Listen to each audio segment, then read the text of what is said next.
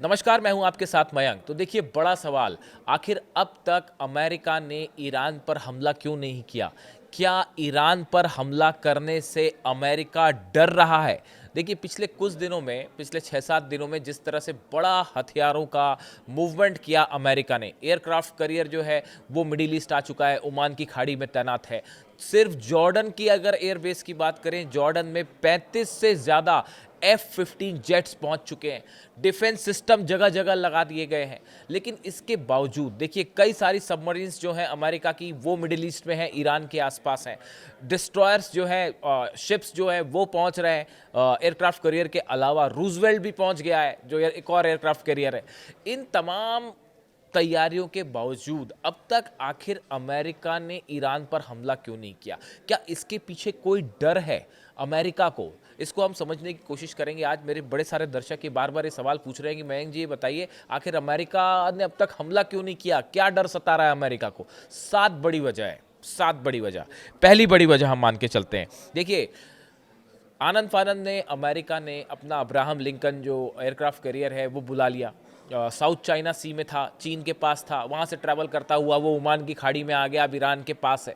लेकिन आ तो गया है, लेकिन अब अमेरिका को ये डर भी सता रहा है, जो एक्सपर्ट्स बता रहे हैं कि अगर ईरान की तरफ से या ईरान के सहयोगियों की तरफ से बड़ा मिसाइल अटैक होता है अब्राहम लिंकन पर, अगर मान लीजिए एक साथ खूब सारी बैलिस्टिक मिसाइल्स फायर कर दी गई अब्राहम लिंकन को टारगेट करते हुए, जैसे कि धमकी ऑलरेडी ईरान की तरफ से आ चुकी है। ईरान के सेना के अधिकारियों ने वो ये वार्निंग दे दी है साफ साफ अमेरिका को कि देखिए, आपका एयरक्राफ्ट कैरियर जो है हमारी मिसाइलों के निशाने पर है, और अगर जरा भी हम पर हमले की कोशिश हुई तो सबसे पहला निशाना आपका एयरक्राफ्ट कैरियर होगा, अब्राहम लिंकन होगा। इसको लेकर बताया जाता है कि 100 से ज़्यादा, मैं पिछले वीडियो में भी बता चुका हूं आपको, 100 से ज़्यादा मिसाइल्स सिर्फ अब्राहम लिंकन को टारगेट करके तैनात कर दी गई है। देखिए, ऐसे में अमेरिका का ये डर स्वाभाविक है कि अगर ईरान पर हमला करते हैं और अगर ईरान ने एक साथ कई मिसाइल्स फायर कर दी अब्राहम लिंकन में के ऊपर, तो इब्राहिम लिंकन जो एयरक्राफ्ट कैरियर है उसकी सुरक्षा को बड़ा खतरा पहुंच जाएगा, बड़ा खतरा हो जाएगा उसको।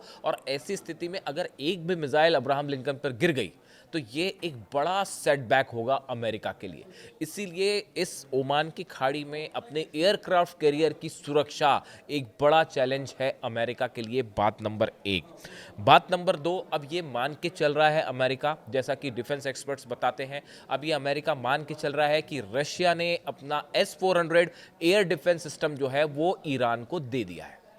पहले इस पर सवाल उठ रहे थे, लेकिन देखिए, जब से वो ICBM टेस्ट हुआ और रशिया ने अपना टेरिटरी एयर स्पेस जिस तरह से इस्तेमाल करने के लिए ईरान को दिया, और वो मिसाइल फायर होती है ईरान से और रशिया का एयर स्पेस क्रॉस करते हुए वो साइबेरिया में गिरी, उसके बाद ये बात साफ हो चुकी है कि रूस और ईरान के बीच बड़ा कोऑपरेशन चल रहा है। और अब ये मान के चल रहा है अमेरिका की S-400 तैनात हो चुका है। अब इससे क्या होगा? S-400 अगर ईरान के पास तैनात हो चुका है सब जगह, ऐसी सूरत में अमेरिका के फाइटर जेट्स, चाहे F-15 हो, चाहे F-16 हो, चाहे F-35 हो, ये सभी जेट्स जो हैं, इन पर अगर S-400 से हमला करता है ईरान, तो ये फाइटर जेट्स गिर भी सकते हैं, तबाह भी हो सकते हैं। और अगर एक भी फाइटर जेट गिरा अमेरिका का, तो ये अमेरिकन एयरफोर्स के लिए बड़ा झटका होगा। अमेरिका की बड़ी बदनामी हो सकती है कि भाई, आपका ईरान ने आपका फाइटर जेट डाउन करवा दिया।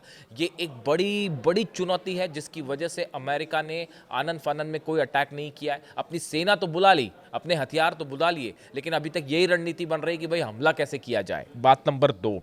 बात नंबर 3, देखिए, सऊदी की तरफ से और कतर की तरफ से, दोनों देशों की तरफ से ये बात कह दी गई है अमेरिका को कि आप हमारे बेसिस का इस्तेमाल मत कीजिए। लेकिन देखिए, हकीकत ये है कि अमेरिका के जो फाइटर जेट्स हैं वो इन देशों में पहुंच रहे हैं, लेकिन हो सकता है यहाँ से हमला ना करें, वो यहाँ पे आने के बाद दूसरी जगह मूव हो जा रहे हैं। जैसे कि हमने देखा, टाइफून, ब्रिटेन ने जो अपने जेट्स भेजे, वो जेट्स अल उदैद एयरबेस पर आए, लेकिन उसके बाद वो वहाँ से, जैसा बताया जाता है, कि जॉर्डन के लिए मूव कर गए। यानी ये दोनों देश जो हैं, कई अरब देश ऐसे हैं जो ये नहीं चाहते कि भाई ईरान की मिसाइल हम पर गिर जाए, ये एक बड़ी वजह है। तो ऐसी सूरत में वो ये दिखाना चाहते हैं कि भाई हम अमेरिका की हमने जो है वो हमले में मदद नहीं की और हमने अपना एयर स्पेस या अपने बेस का इस्तेमाल नहीं करने दिया। ऐसी सूरत में बिना सऊदी के, बिना कतर के, कुछ ऐसे जो देश है इनकी मदद के लंबा लड़ाई करना अमेरिका के लिए बहुत बड़ी चुनौती है।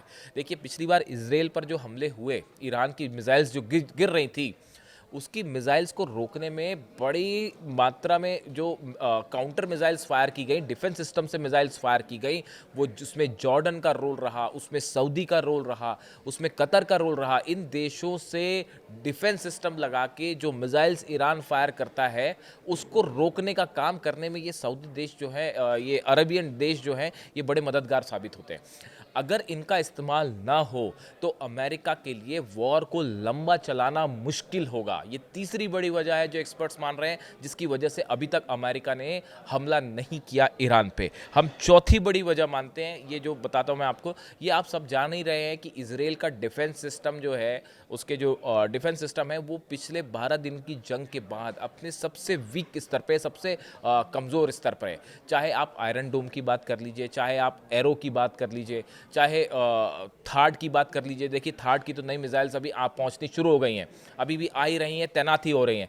लेकिन इजराइल का डिफेंस सिस्टम पिछले कुछ सालों के मुकाबले सबसे ज़्यादा कमज़ोर स्तर पर है। इसीलिए हमले को लेकर इजराइल में भी जो इजराइल की सेना है, इजराइल की एयरफोर्स है, वो उतना ज़्यादा उत्सुक नहीं है और थोड़ा सा डिफेंसिव होकर चल रही है कि भाई कहीं हम पे अगर बड़ा मिसाइल, और जो होना तय है वो होना तय है, अगर आपने ईरान पर एक भी हमला किया उसका नतीजा होगा एक साथ जो है, हो सकता है इस बार तो 600-700 मिसाइल्स एक साथ फायर हो जाए इजराइल पर। क्या इजराइल का डिफेंस सिस्टम इसको रोक पाएगा?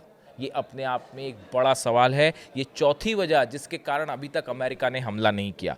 पांचवी बड़ी वजह देखिए, ईरान ने आईसीबीएम टेस्ट के जो दावे किए हैं, ये अपने आप में एक बहुत बड़ा डेवलपमेंट है।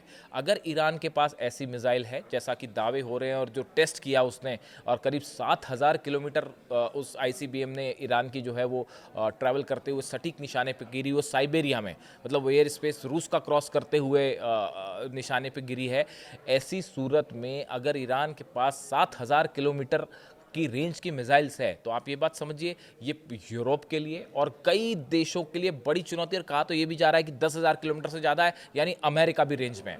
अब आप समझिए इस बात को, अगर कभी ईरान ने आईसीबीएम अटैक किया तो वो एक मिसाइल फायर नहीं होगी, वो एक साथ कई आईसीबीएम्स फायर होंगी। ये स्ट्रैटेजी है ईरान की, और ये स्ट्रैटेजी होती ही है कि वो ऐसा नहीं होगा कि एक आईसीबीएम चली और उसको अमेरिका ने रोक दिया, एक साथ कई आईसीबीएम मिसाइल्स फायर कर सकता है ईरान।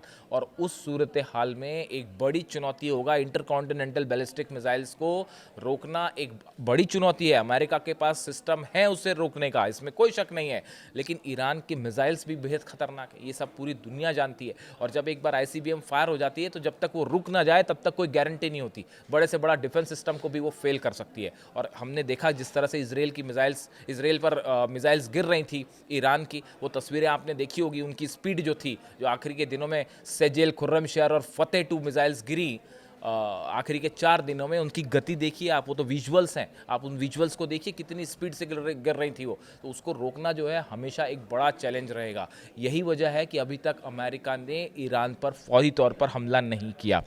इसके अलावा एक बड़ा चैलेंज ये भी होगा कि अगर ईरान पर हमला होता है तो उसके जितने सहयोगी हैं वो खुला ऐलान जंग कर देंगे अमेरिका और इजराइल के खिलाफ। और सबसे बड़ी चुनौती होगी हुतीस से। लाल सागर में, रेड सी में हुतीस के मिसाइल्स, हुतीस के जो शिप अटैक्स होंगे, वो इंटरनेशनल ट्रेड के लिए, अमेरिका के लिए, यूरोप के लिए, इजराइल के लिए एक बड़ी चुनौती होंगे। देखिए हुतीस को एकदम से टारगेट करके ख़त्म करना आसान नहीं है, क्योंकि वो कई एरियाज़ में फैले हुए हैं, इसलिए उनके खिलाफ एयर स्ट्राइक कभी सफल नहीं हो पाती, एक बार में उन्हें ख़त्म नहीं किया जा सकता। और उनके पास जो है बैलिस्टिक मिसाइल्स हैं, हाइपरसोनिक मिसाइल्स हैं, वो हमने देखा जब वो इजराइल पर गिर जाती है 2000 किलोमीटर का डिस्टेंस ट्रैवल करते हुए यमन से आके, तो रेड सी में तो और भी घातक होगा। यानी ट्रेड के लिहाज से एक बड़ी चुनौती हुतीस भी पैदा करेंगे और हिजबुल्ला भी पैदा करेगा लेबनान से। तो ये तमाम इसके काउंटर अटैक्स को भी अच्छे से काउंट किया जा रहा है कि भाई इसका नतीजा क्या होगा।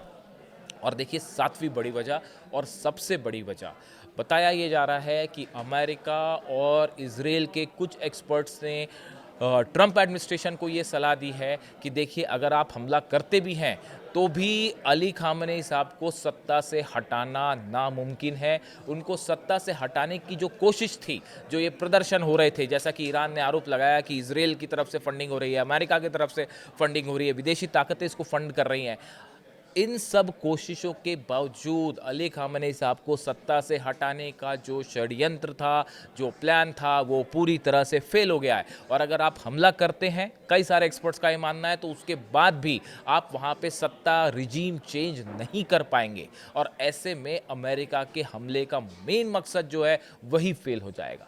ये बड़ी 7 वजह हैं जिसको लेकर अब तक आप देखिए इतनी बड़ी संख्या में इराक वॉर के बाद और अफगानिस्तान वॉर के बाद इतनी बड़ी संख्या में सेना का मूवमेंट हुआ है। 50,000 से ज़्यादा नए सोल्जर्स भेजे गए हैं, एयरक्राफ्ट कैरियर आ गए हैं, डिस्ट्रॉयर्स पहुंच चुके हैं, सबमरीन्स पहुंच चुके हैं, फाइटर जेट्स पहुंच चुके हैं। लेकिन उसके बाद भी अभी तक अमेरिका ने हमला क्यों नहीं किया? कोई दूसरा देश होता तो अब तक कर चुका होता। लेकिन ईरान है सामने, वेनेजुएला समझने की कोशिश करना भारी पड़ सकता है अमेरिका को। इसी वजह से ये बड़े 7-8 रीजंस हैं जिसकी वजह से अमेरिका फूक फूक कर कदम रख रहा है। और हो ये रहा है कि एयरक्राफ्ट कैरियर तो बुला लिया, लेकिन अब ये नहीं समझ में आ रहा कि भाई किया क्या जाए, हमला कैसे किया जाए, कहीं मामला उल्टा ना पड़ जाए। और अगर हमला करते हैं उसके बाद जितने अरब देश हैं सब पर अगर मिसाइल्स बरस गई। और आप एक बात और देखिए, जो अमेरिका के एयर बेसेस हैं, इजराइल और ईरान का डिस्टेंस तो फिर भी काफ़ी ज़्यादा है। उसमें तो मिसाइल्स ट्रैवल 1800 से 2000 किलोमीटर मिसाइल ट्रैवल करके आ रही हैं। लेकिन जो एयर बेसेस हैं अमेरिका के, चाहे जॉर्डन में हो, चाहे कतर में हो, सऊदी में हो, कुवैत में हो, सीरिया में हो, इन बेसिस को निशाना बनाना ईरान के लिए ज़्यादा आसान है। डिस्टेंस भी कम है और एक्यूरेट मिसाइल्स भी हैं, क्रूज मिसाइल्स भी हैं, बैलिस्टिक मिसाइल्स भी हैं। तो इस सब के सब बेसिस उसमें रहेंगे, टारगेट पे रहेंगे। और एक साथ अगर सब पे हमला हो गया तो डिफेंस सिस्टम को रोकना बहुत मुश्किल हो जाएगा। अमेरिका के डिफेंस सिस्टम को के लिए इस ईरान की मिसाइल्स को रोकना मुश्किल होगा। ये बड़ी 7-8 वजह हैं जिसके कारण अब तक अमेरिका ने ईरान पर हमला नहीं किया है और ईरान भारी पड़ता दिखाई दे रहा है। आपकी क्या राय है? कमेंट करके बताइए। इससे जुड़ा जो भी अपडेट होगा मैं आज तक पहुँचाऊँगा, आप तक पहुँचाऊँगा। Thank you so much.